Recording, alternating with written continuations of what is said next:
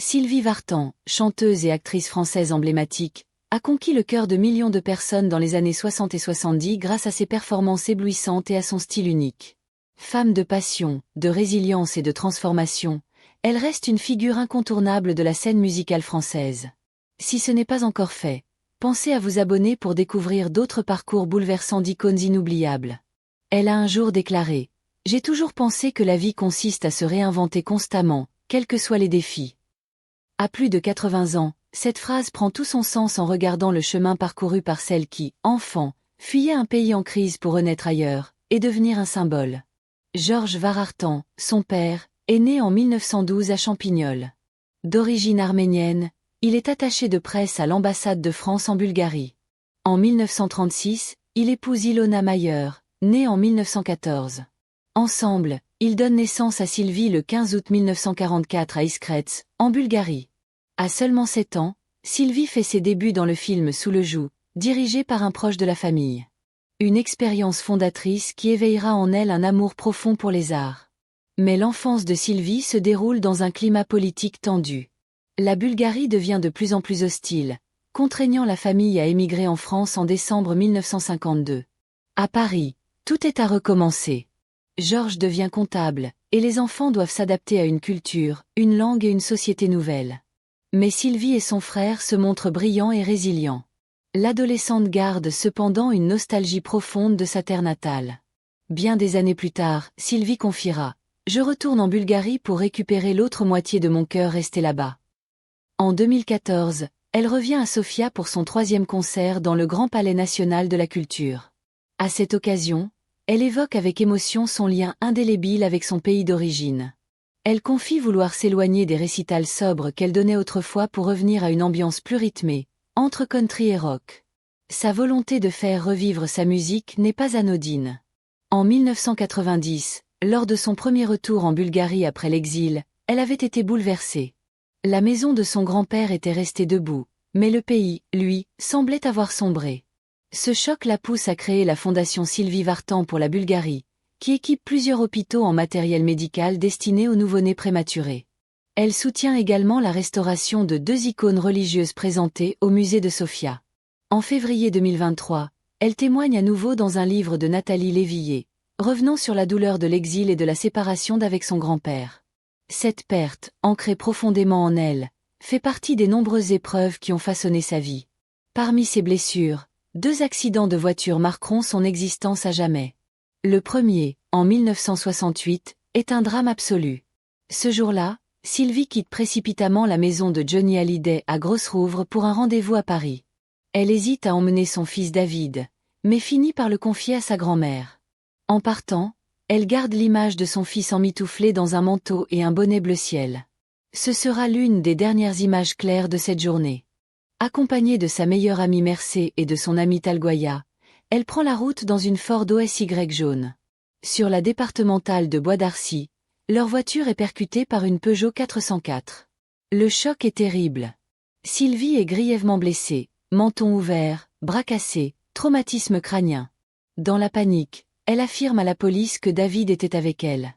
Elle est persuadée de l'avoir emmené, au point que des recherches sont lancées. Ce n'est que plus tard, à l'hôpital, qu'elle apprend que son fils est sain et sauf, resté avec sa grand-mère. Mais Mercé, elle, n'a pas survécu. Elle avait à peine 23 ans. 2 ans plus tard, un autre accident, tout aussi dramatique. En 1970, Sylvie est passagère dans la voiture de Johnny Hallyday. Dans un virage, il perd le contrôle et percute un arbre. Johnny s'en sort avec un nez cassé. Sylvie, elle, est projetée à travers le pare-brise. Le choc est violent. Son visage est profondément entaillé. « Je pensais être défigurée », dira-t-elle plus tard. Pourtant, elle est bien opérée, sauvée, et surtout reconnaissante que David ne soit pas à bord. C'est pour lui qu'elle décide de se battre, pas pour sa carrière. Elle part aux États-Unis avec son fils pour une seconde opération reconstructive. Avec le recul, elle dit avoir relativisé. « J'avais des cicatrices, oui, mais j'étais vivante. Et j'avais un enfant. Des gens m'aimaient. C'était tout ce qui comptait. » Mais sa vie n'est pas qu'une succession de blessures physiques. Son histoire d'amour avec Johnny Hallyday est à elle seule un roman passionnel, souvent chaotique. Leur première rencontre a lieu en 1961, à l'Olympia. Johnny est déjà célèbre. Sylvie, elle, est prometteuse. C'est son frère Eddie qui les présente. Très vite, leur complicité saute aux yeux. Elle fait sa première partie. Ils enregistrent un duo. Ils partent ensemble aux États-Unis, reviennent plus proches que jamais, et finissent par révéler leur relation à la radio. En 1965, Johnny, en pleine conscription militaire, obtient une permission spéciale pour l'épouser. Le 12 avril, ils se marient dans l'intimité, enfin, en théorie. La presse s'empare immédiatement de l'événement. Le 14 août 1966, naît leur fils David.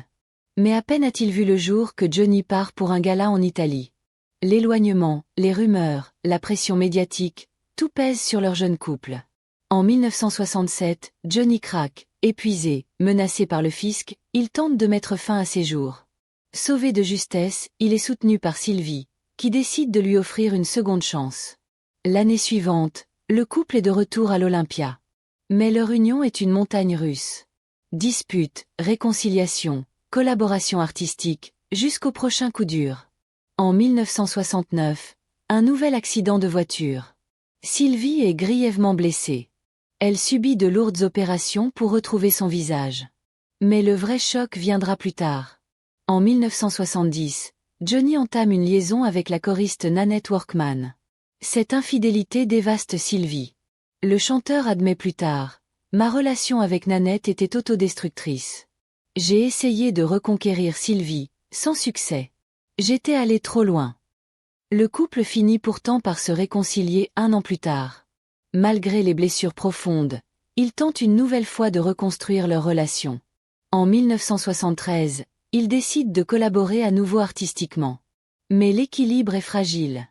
Entre moments d'apaisement et tension, ils naviguent dans une instabilité permanente qui finira par les mener à un point de non-retour. En 1980, Sylvie Vartan prend la décision définitive de demander le divorce. Pourtant, loin d'un éloignement irréversible, leur séparation marque le début d'un lien étonnamment apaisé. En 1991, ils font une apparition publique ensemble pour la première fois depuis leur rupture, accompagnés de leur fils David. Une image forte, presque nostalgique, qui rappelle aux fans l'alchimie intemporelle de ce couple mythique. 2 ans plus tard, en 1993, Sylvie et Johnny partagent à nouveau la scène au Parc des Princes. Ce ne sera pas la dernière fois. Ils se retrouvent encore à plusieurs reprises sur scène, comme pour revivre par instants leurs jeunes années. Malgré tout ce qui les a séparés, une tendresse indéfectible persiste entre eux, empreinte d'un respect mutuel et d'un passé profondément partagé. Mais en dehors des projecteurs, la douleur personnelle n'a jamais quitté Sylvie. En 1974, un nouveau drame vient bouleverser sa vie, une fausse couche. Elle attendait un deuxième enfant avec Johnny. Un espoir fragile qui s'effondre brutalement. Cet événement, elle ne l'oubliera jamais. Elle le racontera bien des années plus tard, en 2021, dans Paris Match, avec une émotion intacte. Ce bébé représentait une nouvelle chance, un renouveau dans une relation encore vacillante. Elle se souvenait de ce moment où, en couverture du magazine, elle annonçait sa grossesse, le sourire radieux, l'allure irrésistible. Ils espéraient une petite sœur pour David. Mais le destin, une fois de plus, a trahi leur bonheur. Malgré la douleur, elle continue à avancer, portée par sa carrière et son fils. La relation entre Sylvie et David Hallyday est très forte. Il est son pilier, sa fierté, l'homme qui l'a encouragé, accompagné et protégé. Ils ont souvent chanté ensemble, partagé la scène, mais aussi les épreuves. David, lui aussi artiste accompli, a toujours su préserver une relation équilibrée avec ses 2 parents, même après leur séparation. À travers les années, Sylvie Vartan s'est aussi engagée dans de nombreuses causes humanitaires. Elle n'a jamais oublié ses racines. Sa fondation, très active en Bulgarie, reste une preuve de sa fidélité à ses origines. Elle y a envoyé du matériel médical, soutenu des projets de restauration culturelle, et surtout, tendu la main à des enfants nés dans des conditions aussi difficiles que celles qu'elle a connues. Son attachement au pays est viscéral. Dans une interview accordée en 2023, elle parle encore de la maison de son grand-père, de ses souvenirs d'enfance, des rues de Sofia, de ce cœur divisé entre 2 nations. Elle n'a jamais pu trancher entre la France, où elle a été consacrée star, et la Bulgarie, qui demeure le berceau de son âme. Mais les années passent, les douleurs s'accumulent. Le corps flanche parfois. Sylvie confie avoir eu de nombreuses opérations, souffert de douleurs chroniques, et traversé des phases d'isolement. Elle ne se plaint jamais ouvertement, mais son entourage parle d'une femme affaiblie physiquement, bien que toujours droite dans sa tête. Elle continue à monter sur scène, mais plus rarement. Son style a évolué, sa voix aussi. Elle ne cherche plus à plaire coûte que coûte. Elle chante pour transmettre, pour se connecter à ceux qui l'aiment. Lors de ses dernières apparitions, elle affiche une élégance sobre, une dignité touchante, loin des paillettes d'antan. La vieillesse, elle l'aborde avec lucidité. Elle parle peu de ses peurs, mais souvent de ses souvenirs. Elle lit beaucoup, s'isole parfois dans sa maison du sud de la France, passe du temps avec ses petits-enfants et écrit. Elle travaille sur des mémoires, des projets personnels, loin des feux de la rampe. La scène lui manque, mais elle accepte le passage du temps. Dans les médias, elle apparaît de moins en moins. Pas par snobisme, mais par choix. Elle fuit les polémiques, les plateaux survoltés, les flashs. Elle préfère la douceur d'une discussion sincère, la chaleur d'une salle intime, ou l'ombre d'un studio d'enregistrement. Son regard sur la célébrité a changé. Elle considère la notoriété comme une arme à double tranchant. Elle sait à quel point elle peut rendre invincible, ou détruire. Elle a vu des amis sombrer, des idoles s'effondrer. Elle-même n'a survécu que grâce à sa force intérieure, son amour pour son fils, et une passion inextinguible pour la musique. Et aujourd'hui, alors qu'elle regarde en arrière, ce qu'elle voit n'est pas une carrière faite uniquement de succès. C'est un chemin jonché d'épreuves, d'éblouissements, de renoncements. Une vie de contraste, comme elle aime à le dire. Sylvie Vartan n'a jamais cessé d'incarner une certaine idée de la grâce, mêlée de mélancolie. Avec le temps, elle est devenue plus qu'une artiste, un symbole. Une survivante. À plus de 80 ans, elle vit loin de l'agitation médiatique, mais continue d'inspirer, par sa résilience, sa fidélité à ses racines, et la sincérité avec laquelle elle évoque ses blessures. Elle garde un lien discret avec ses fans, à travers quelques concerts, des interviews choisies, ou de rares publications. Son regard, aujourd'hui, est celui d'une femme qui a aimé, souffert, perdu, mais qui n'a jamais cessé d'avancer. Une femme dont la vie ne fut pas seulement brillante, mais humaine, profondément. Le monde du spectacle l'a propulsée au sommet, mais aussi mise à rude épreuve. Ce qu'elle a traversé aurait pu briser bien des destins. Elle, au contraire, a traversé les tempêtes, le cœur cabossé mais intact. Sa plus grande réussite ne se mesure pas en disques vendus, ni en tournée, mais dans cette force tranquille qu'elle dégage, dans cette capacité à continuer, même quand tout vacille. Aujourd'hui, la solitude fait partie de son quotidien. Certains amis proches ont disparu. Johnny, lui, n'est plus là depuis 2017. David vit sa propre vie. Sylvie, elle, vit entre deux mondes. Celui du passé, qu'elle chérit, et celui du présent, qu'elle affronte avec courage. Son histoire est celle d'une étoile qui a brillé intensément, s'est parfois ternie, mais ne s'est jamais éteinte. Une légende vivante, au destin à la fois éclatant et tragique. Index revers pointant vers la droite blanc si cette histoire vous a touché.